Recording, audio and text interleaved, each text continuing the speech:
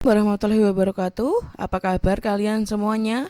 Semoga dalam keadaan sehat dan bahagia. Kita akan melanjutkan materi yang kemarin tentang pengolahan makanan khas daerah. Keberhasilan dan kegagalan dalam berwirausaha pengolahan makanan khas daerah. Keberhasilan seorang wirausaha dalam menjalankan usahanya dipengaruhi oleh berbagai hal, di antaranya sebagai berikut. Yang pertama, keyakinan yang kuat dalam berwirausaha. 2. Sikap mental yang positif dalam berusaha. 3. Percaya diri dan keyakinan terhadap diri sendiri. 4. Tingkah laku yang bertanggung jawab. 5. Inovatif dan kreatif. 6. Keunggulan dalam menjalankan usaha. 7. Sasaran yang tepat dalam memulai usaha. 8. Pengelolaan waktu yang efektif dan efisien. 9. Pengembangan diri. 10. Selalu mengadakan evaluasi atas usaha yang dijalankan. Adapun hal-hal yang dapat menyebabkan kegagalan usaha adalah sebagai berikut. Yang pertama, tidak ada tujuan tertentu dalam usaha. 2. Kurang berambisi. 3. Tidak disiplin. 4. Pendidikan yang tidak cukup. 5. Sikap selalu menunda-nunda. 6. Kesehatan terganggu. 7. Kurang tekun. 8. Kepribadian yang negatif. 9. Tidak jujur. 10. Tidak dapat bekerja sama dengan orang lain. Faktor-faktor kegagalan dan keberhasilan ini sebenarnya tidak hanya diterapkan dalam berwirausaha. Kalau kalian diterapkan di dalam sekolah atau pembelajaran, tentunya kalian akan menuai hasil yang maksimal jika faktor-faktor keberhasilan tadi kalian terapkan. Tetapi kalau kalian menerapkan faktor-faktor hal-hal yang menyebabkan kegagalan, maka kalian juga akan mendapatkan nilai yang rendah.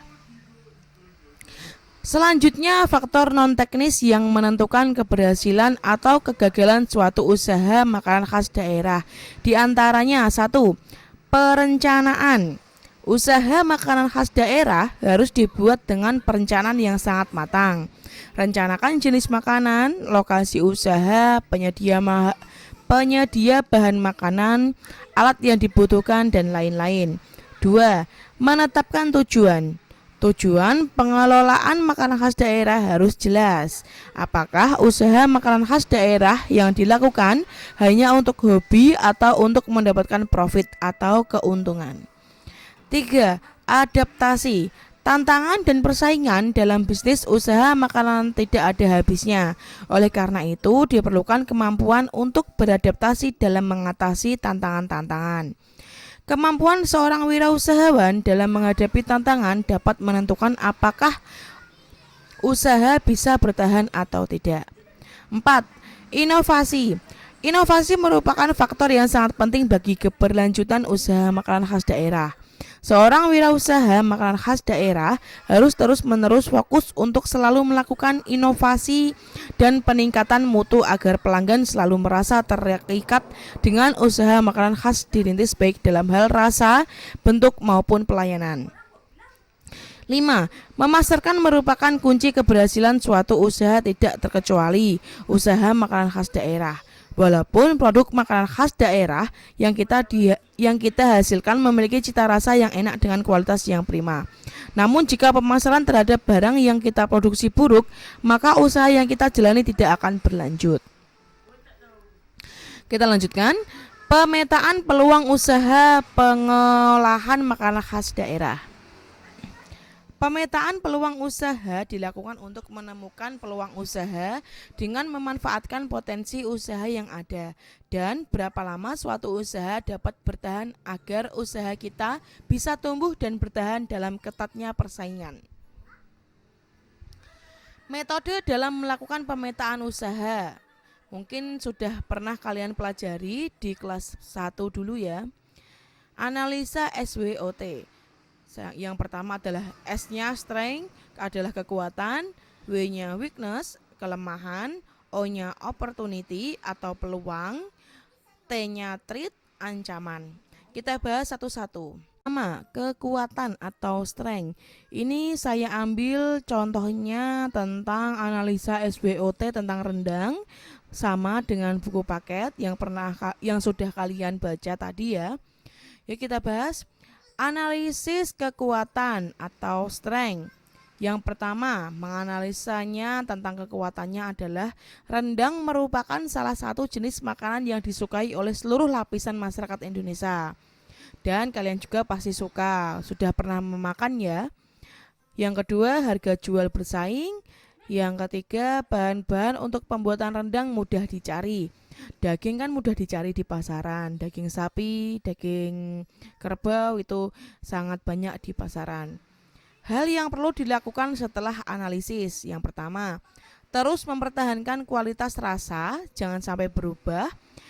Kalau untuk makanan khas, biasanya kalau kalian resepnya berubah menjadi tidak enak, itu pasti pelanggan akan berhenti untuk membeli makanan khas daerah kamu. Jika kalian bisa mempertahankan rasanya, maka pelanggan pun akan setia ke toko kalian. Yang kedua, usahakan terus untuk mempertahankan harga. Jangan jangan misalnya kalian sudah laku usahanya terus kalian naikkan harganya ya gitu, itu jangan. Misalnya bahan bakunya menjadi mahal, itu jangan dinaikkan, tapi disiasati bahannya dikurangi. Yang ketiga, semakin menonjolkan keunggulan rendang yang akan dipasarkan tidak menggunakan bahan pengawet dan dijamin sehat.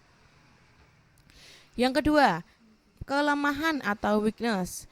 Analisis kelemahannya adalah yang pertama, harga bahan-bahan seringkali tidak stabil. Daging sapi seringkali dicampur dengan jenis daging lain. Hal yang perlu dilakukan setelah menganalisis, yang pertama, tonjolkan pada bentuk rasa sehingga walaupun porsinya tidak besar, tetapi karena harganya murah maka akan tetap memiliki daya tarik bagi pembeli. Yang kedua, setelah dianalisis, telitilah dalam membeli daging. Kenali bentuk daging sapi asli dan daging lain, misalnya babi, dan bentuk daging sapi yang sudah dicampur dengan daging yang lain. Yang ketiga adalah peluang atau opportunity. Analisis kesempatannya adalah yang pertama, dapat melayani pesanan pesta atau catering. Dua, dapat membuka warung makan atau restoran dengan menu khas rendang yang lezat. Hal yang dapat dilakukan setelah menganalisis, yang pertama, menyiapkan dan memulai menawarkan rendang pada pelanggan yang membutuhkan baik untuk pesta, event tertentu maupun untuk makanan sehari-hari. Mulailah membuat rencana pemasaran rendang dari rumah ke rumah atau melalui jasa online. Kalau sekarang pada online ya. Yang kedua, mulai membuat rencana untuk membuka warung atau rumah makan yang membuat menu rendang. Yang ketiga, ancaman atau threat. Analisanya adalah yang pertama, semakin banyak pesaing muncul bila rendang buatan kita disukai konsumen. Yang kedua, kemungkinan harga pesaing lebih murah dari harga yang kita tawarkan.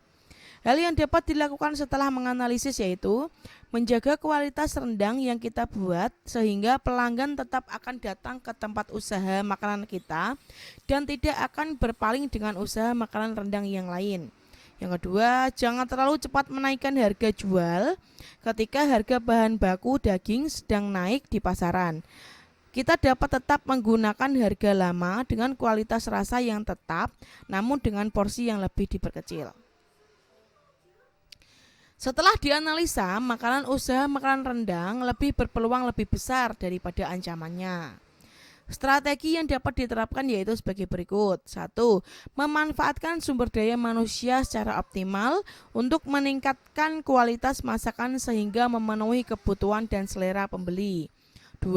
Meningkatkan kualitas rasa dan tampilan pengemasan. Sumber daya yang dibutuhkan untuk membuat makanan khas daerah, yang pertama atau manusia. Sudah jelas pasti ada manusianya ketika berwirausaha. Yang kedua adalah money atau uang atau modal ya. Material atau bahan baku.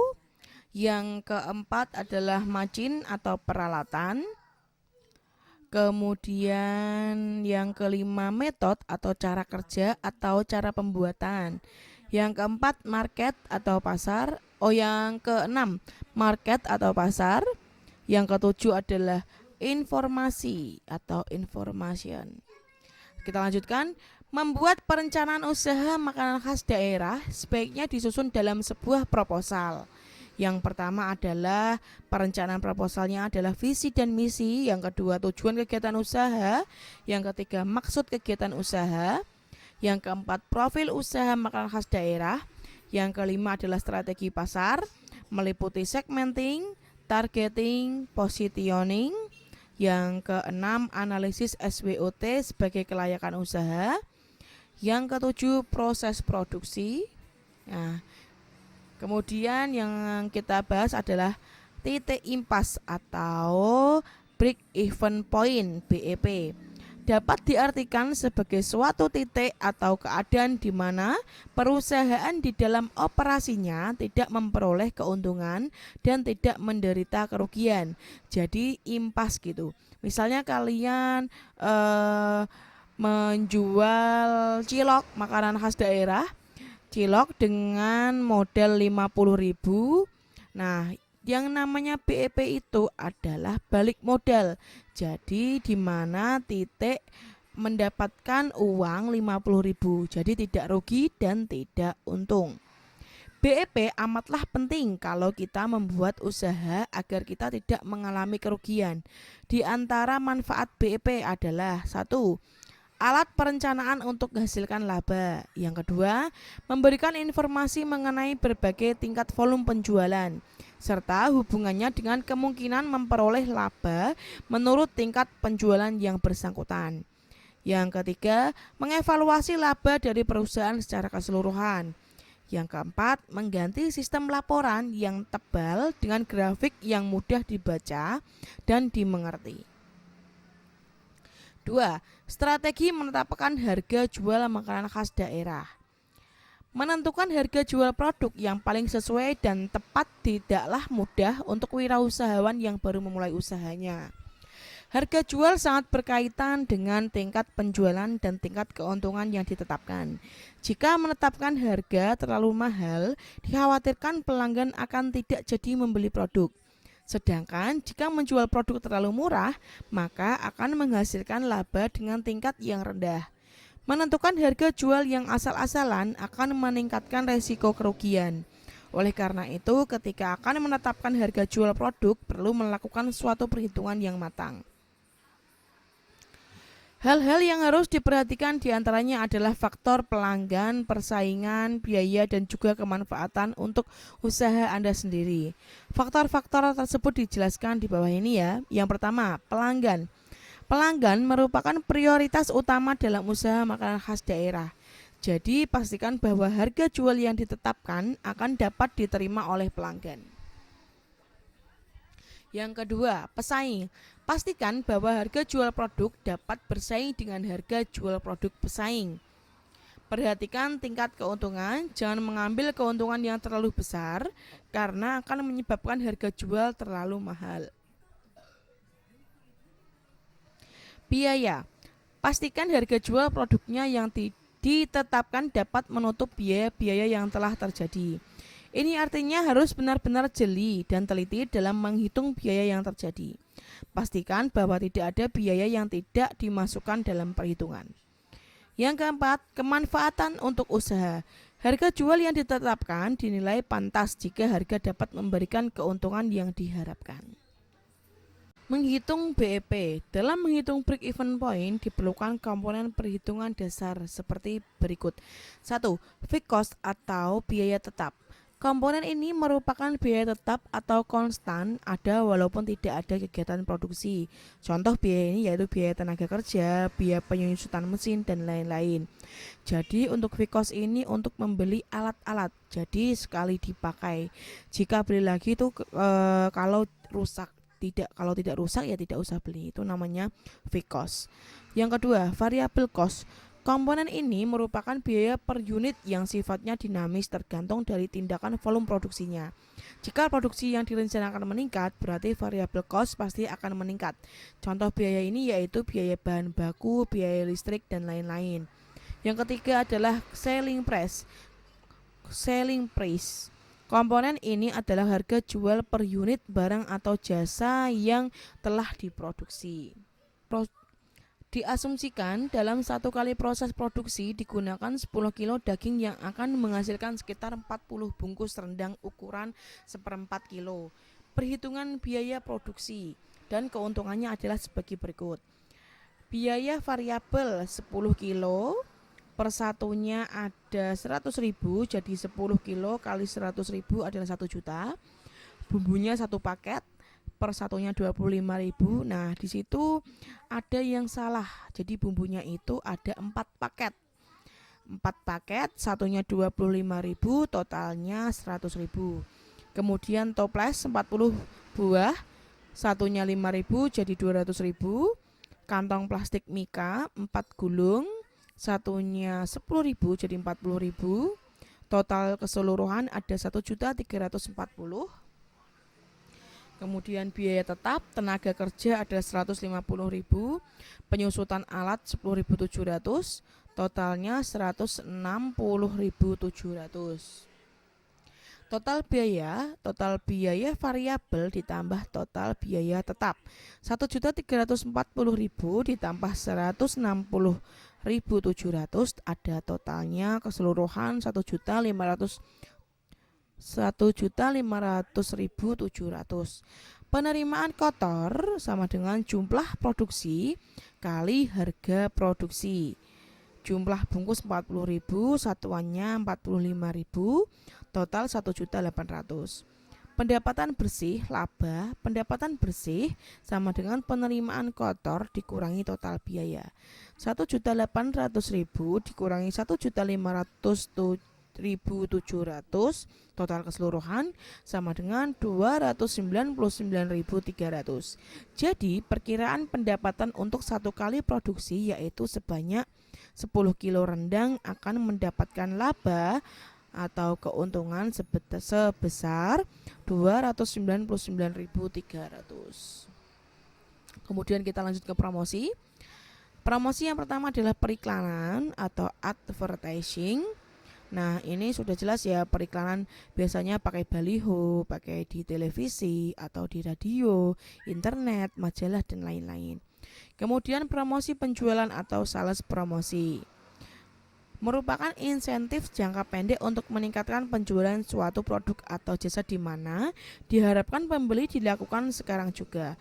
Wujud nyata kegiatan promosi penjualan misalnya adalah obral, pemberian kupon, pemberian contoh produk dan lain-lain. C. Penjualan tatap muka atau personal selling merupakan sebuah proses di mana para pelanggan diberi informasi dan persuasi untuk membeli produk-produk melalui komunikasi secara personal dalam suatu situasi perekrutan. Yang ke D, hubungan masyarakat merupakan bentuk komunikasi non-personal dalam bentuk berita sehubungan dengan organisasi tertentu atau tentang produk-produknya yang ditransmisi melalui perantara media massa dan tidak dipungut biaya sama sekali, tetapi bukan juga cuma-cuma. Ya, cukup itu ya pelajaran untuk hari ini. Kalau kalian belum paham, di pause aja, dibaca ulang. Kemudian jika ada yang perlu dicatat, silakan kalian catat di buku catatan PKWU. Terima kasih untuk perhatiannya. Wassalamualaikum warahmatullahi wabarakatuh.